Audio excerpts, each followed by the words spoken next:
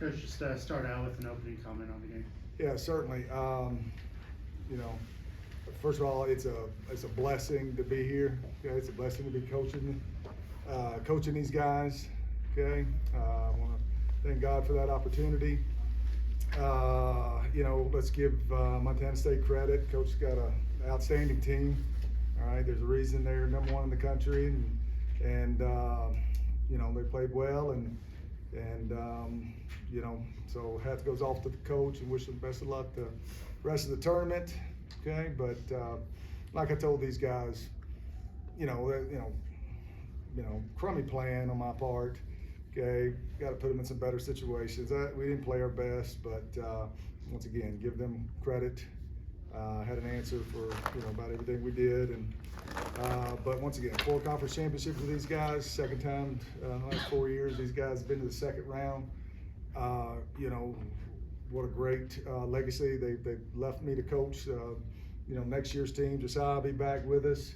You know, Shipp came here 6 years ago as a walk-on. All right, now he's sitting up here at a press conference.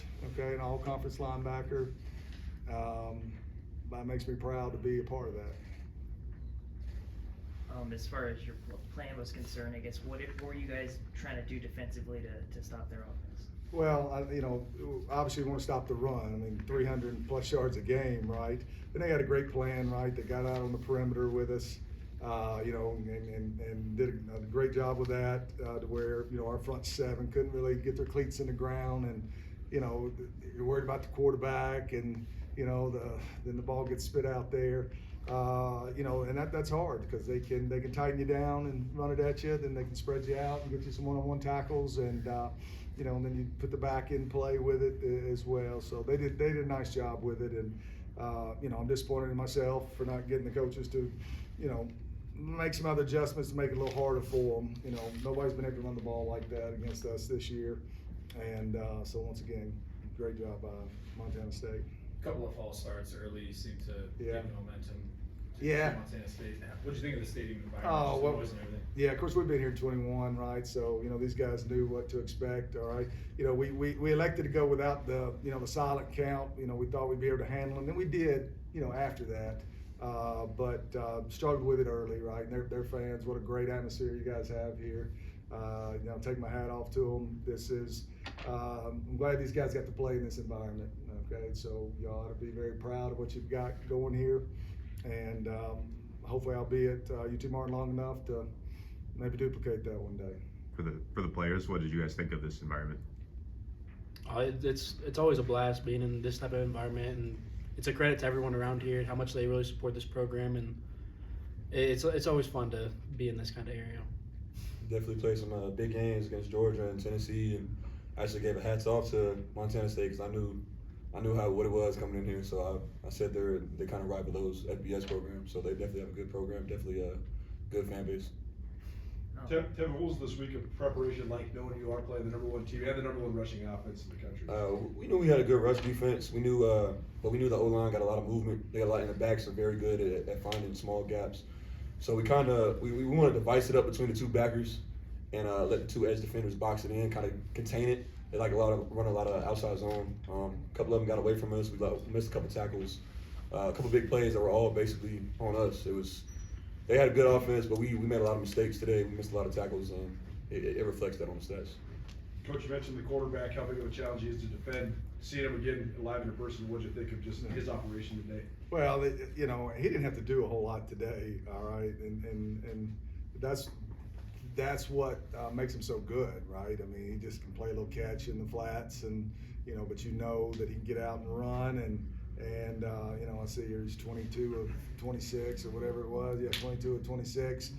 You know, if you told me if I looked at this rushing yards, I'd say that, you know, the game would have been a lot tighter. You know, if we held them, you know, 100 yards below their average. Okay, but you know, obviously they threw for 300 today. So, you know, give them credit. That's a good sign of a good team. They can find different ways to beat you. You know, up to this point, we've you know, we've found different ways, but you know, Tommy does a great job. Coach, were they doing anything to stop Devontae from getting catches or looks in the Let's see, game? Rucker ended up having a few. He had 6 for 107. Tanksley, sorry, is what I. Oh, Tank. Yeah, well, it's, I don't know if many slots have caught many blow-up balls, where they play their different bracket in their zone, and then when they let's play one high, so middle field's closed, for that slot. So, you knew for the most part the ball was going to have to go outside. And they've got, 2 good corners, but yeah, we couldn't hardly get it to Tank today. And, you need some double moves or coast to coast, and we just couldn't hold it long enough to be able to, get it to him down the field. And then Rucker had that 78-yarder. Was there anything you saw there that opened that up? Well, you're calling on 3rd down. You're trying to get them.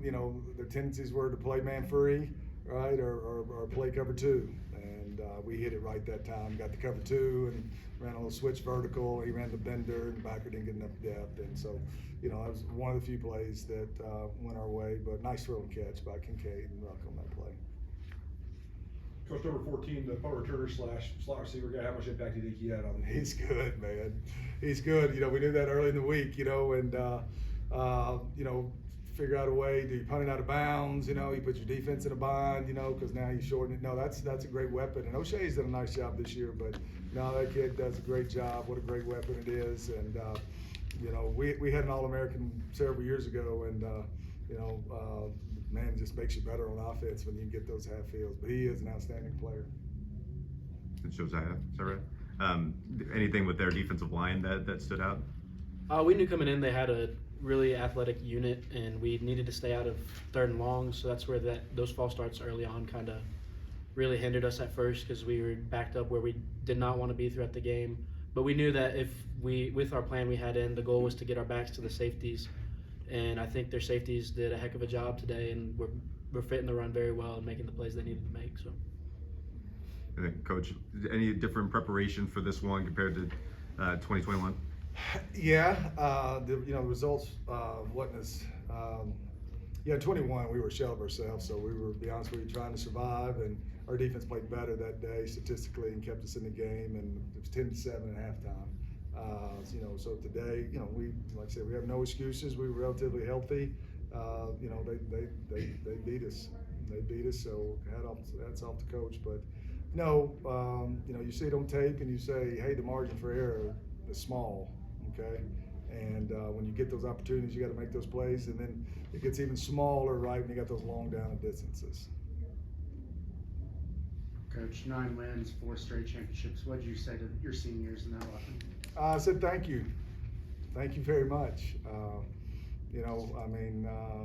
To be able to, be a part of that, I'm very appreciative. I'm appreciative of these guys, their families, investment they've made to us at UT Martin. I'm very, very proud to be their coach, and just said, hey, this one hurts, all right, but, they'll remember this, but hopefully our alumni and fan base will be proud of them. I know they will, for the foundation they've laid for us. And, it's going to be hard to replace these guys, okay? Trying to get Josiah to get his second master's, I think, in engineering. So he'll come back. Hopefully we got that at UT Martin.